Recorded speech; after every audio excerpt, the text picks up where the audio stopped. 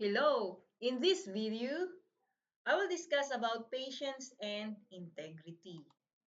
And in this lesson, I will explain the meaning of patience and integrity, analyze how belief influence character, reflect on real situations that require patience and integrity, demonstrate ways to practice patience and integrity in daily life.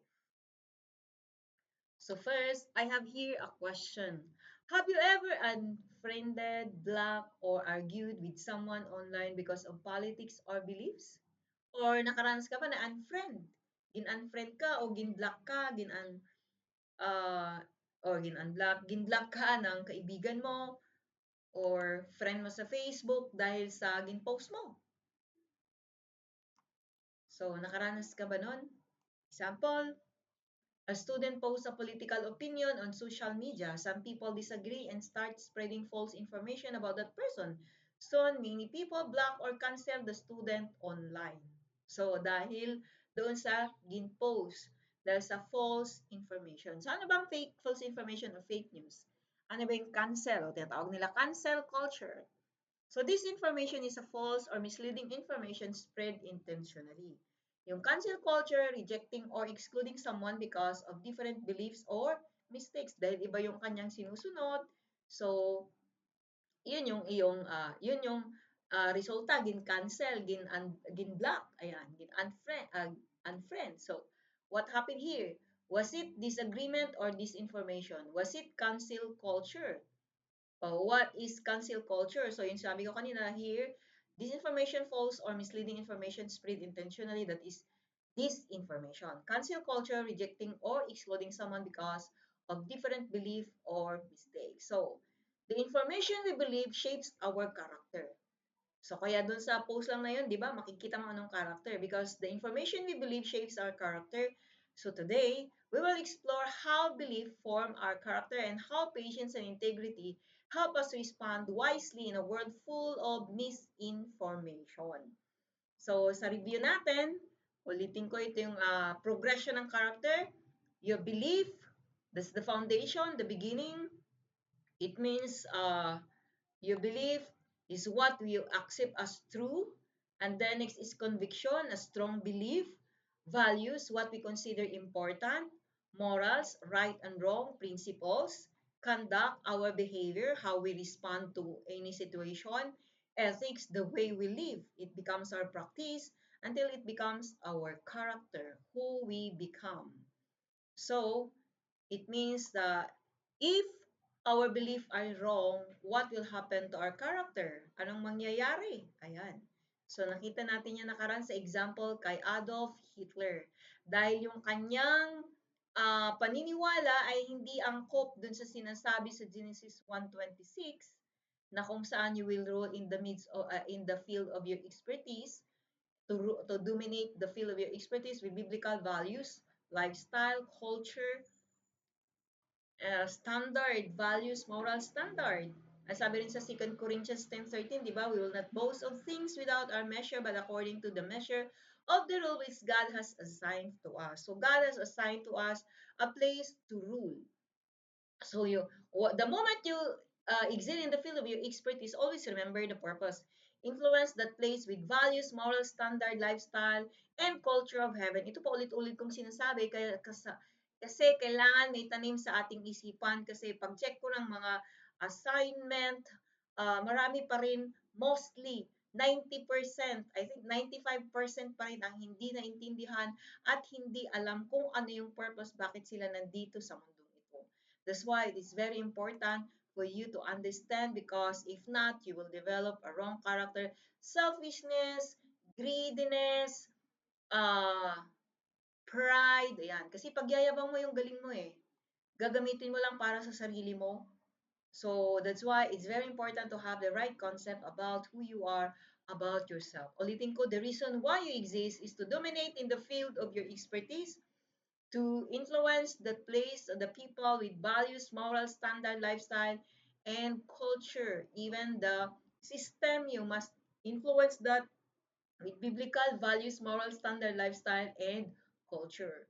So, In this lesson, we'll continue to develop one character which is patience. So, yung tinatawag na patience. So, if our belief is wrong, what will happen to our character? Siyempre, mali.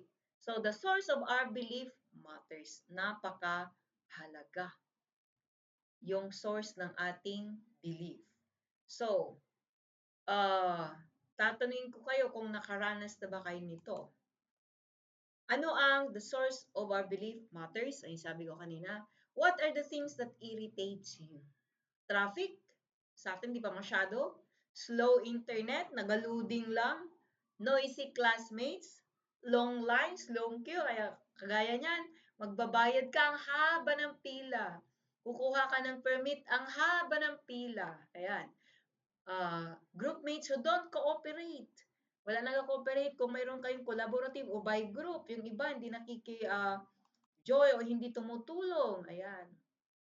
So, ano ang gagawin mo sa ganitong sitwasyon? Do these situations destroy your character or develop your character? Ano ba? Okay.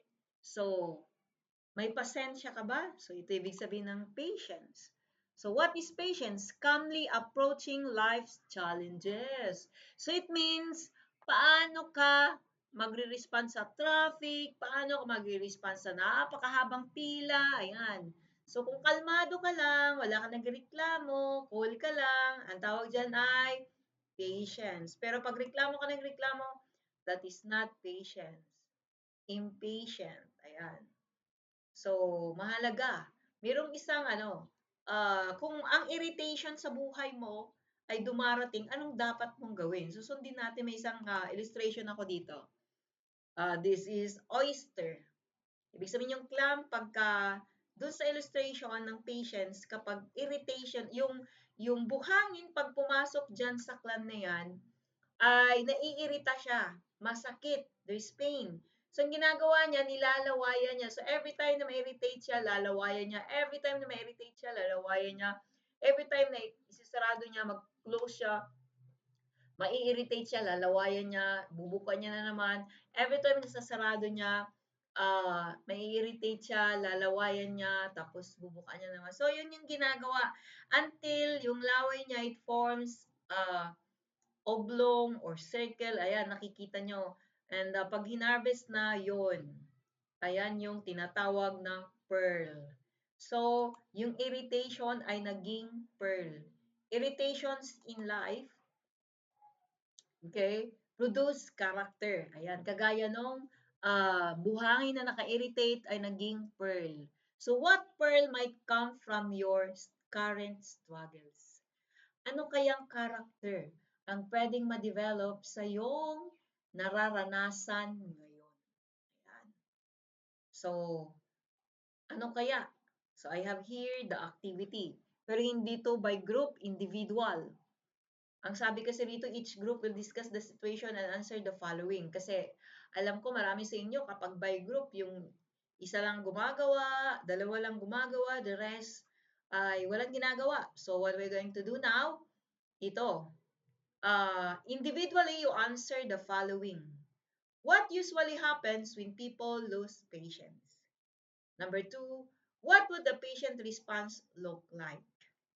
Number 3, why is patience difficult in this situation?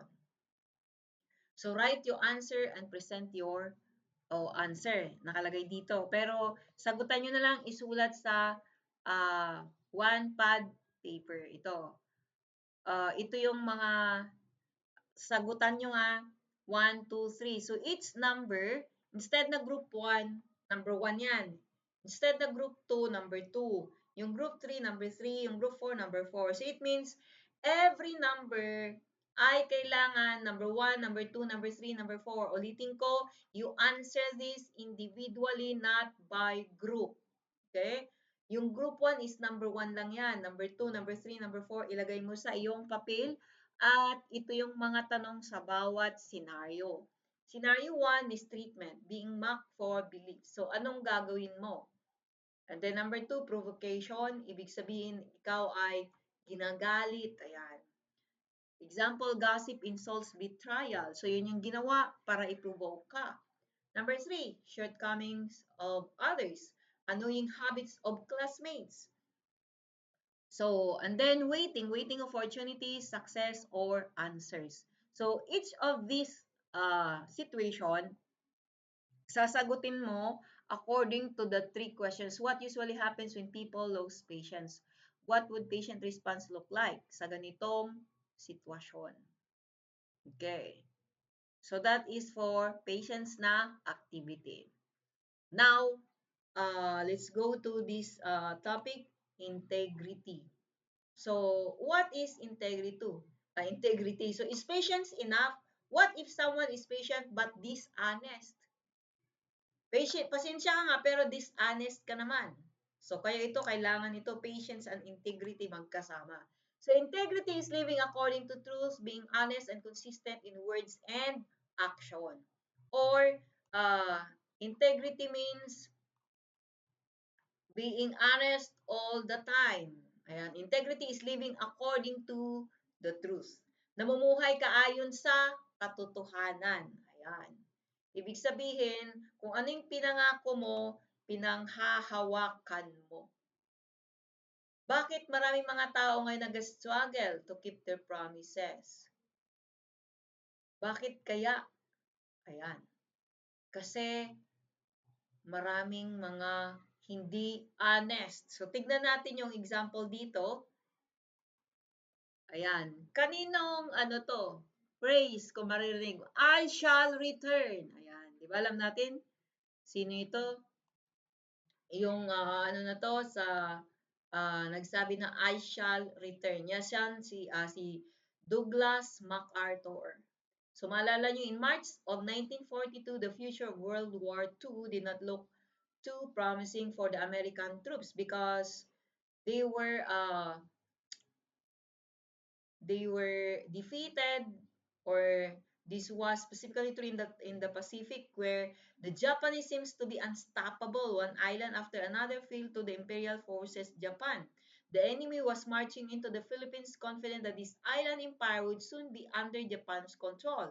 So directing the Pacific battle strategy from the command post in the Philippines was the brilliant General Douglas MacArthur. When it became obvious that the Japanese would soon overtake the islands, General MacArthur prepared to board ship that would take him safely to Australia. So, mali siya. Pero ang sabi niya, ito, I shall return. Ayan. As later, over 30 months later, October 20, 1944, to be exact, he stood once again on the Philippine soil. In his first radio announcement, he declared, "This is the voice of freedom. General MacArthur speaking. People of the Philippines, I have returned." So it means, this shows that MacArthur has integrity. Ibig sabihin, uh, siya ay nanindigan kung ano yung kanyang pinangako. Keeping your word. So, ito ibig sabihin, integrity means keeping your word even when it is difficult. Kahit mahirap. So, pero pinanindigan niya yung kanyang salita. So, listen to what the Manual of Life says about importance of your integrity. When a man takes an oath, it means he obligates himself by a pledge.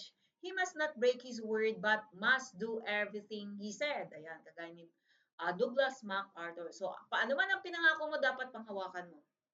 Ay panindigan mo at tuparin mo. Number 2, it is better not to make a vow than to make a vow and not fulfill it.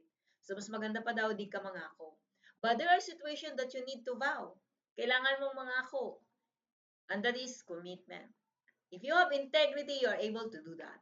Number 3, O Lord, sabi rito, who may abide in thy tent, who may dwell into thy holy hill, he who walks with integrity and speaks truth in his heart. Sino daw mananatili sa presensya ng tagapaglikha? Kundi yung mga taong may integridad. Those who are living according to the truth. Namumuhay ayon sa katotohanan. Ayan. Okay, so dapat tandaan nyo yun. So rate yourself 1 to 10. When you say you will meet someone at a certain place at a certain time, do you? Tinutupad mo ba kung may kausap ka na magkikita kayo? Halimbawa, pag di mo natupad, so rate yourself, 1 to 10. When you say that you will pay someone back the money they loaned you by certain time, do you? Yan. When you say that you will pay someone back the money they loaned you by a certain time, do you? Kung nangako ka na magbabayad ka sa ganitong panahon, sa ganitong oras, sa ganitong date, tinutupad mo ba? So rate yourself. When you tell someone that they can depend on you to help them out, can they? Totoo ba? Sige lang, nandito ako lagi. Handa ka ba talaga? So rate 1 to 10. When you reply, yes, I'll pray for you. Do you? Karami pag-pray niyo ako, include niyo ako, yes. O, ang tanong ngayon, ginagawa mo ba? So rate yourself 1 to 10. Certainly, no one is perfect. But when you fail, do you admit it? Or like many, do you try to give excuses to cover your actions? Ayan. Pag di mo natupad, anong ginagawa mo? Do you accept it or sorry? Or gumagawa ka pa ng excuse? Kasi ganito. Pag nag-sorry ka, huwag mo nang sabihin yung excuses mo. So, the activity for integrity, write one sentence. This week, I will practice patience by blank. Dagdagan mo. This week, I will practice integrity by blank. So, isulat nyo yung activity na yon doon sa patience, and then, ulitin ko, wala ito sa module. Balikan ko yung tanong kanina doon sa paki-screenshot nyo. Ito yung tanong, isulat nyo sa one whole sheet of pad paper, or one whole yellow pad. And then, ito yung tatlong tanong sa bawat scenario. Screenshot nyo. And then, these are the four scenario. Individually, hindi by group Yung group 1 is number 1, number 2, number 3, number 4. It's not by group, but you answer this individually. Okay? And then, sa patience yon and sa integrity, ito ang inyong sasagutan. Or sa whole, integrity and patience pala. So, write one sentence. This week, I will practice patience by blank. This week, I will practice integrity by blank.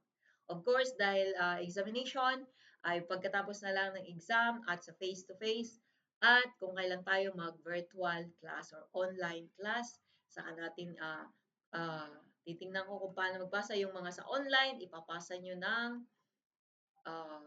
face-to-face tayo during the exam. Hindi itong midterm but the semi-final, because this topic is not included in the midterm but in semi-final. So this will be an activity for our semi-final. So that's all. God bless everyone.